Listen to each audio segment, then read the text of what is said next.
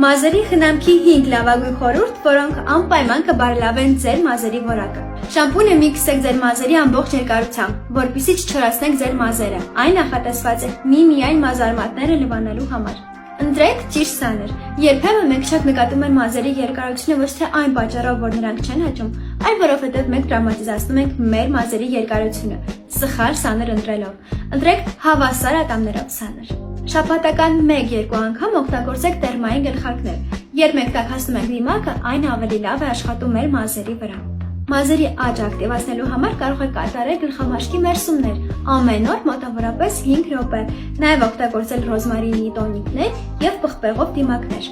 Ձեր գիտակ ունեցեք առնվազն 3 տարբեր դիմակներ տարբեր բաղադրությամբ եւ այդ ամենը օգտագործեք հերթականությամբ, որպեսզի մեր մազերի մեջ ներթափանցեն տարբեր բաղադրիչներ։ Շատ կարևոր է ընտրել դիմակ ճիշտ բաղադրիչներով։ Իսկ եթե ձեզ դուր եկավ այս ձևաչափը, հաջորդ մասում կպատմեմ, թե ինչ բաղադրիչներ են պետք հենց քո մազերին։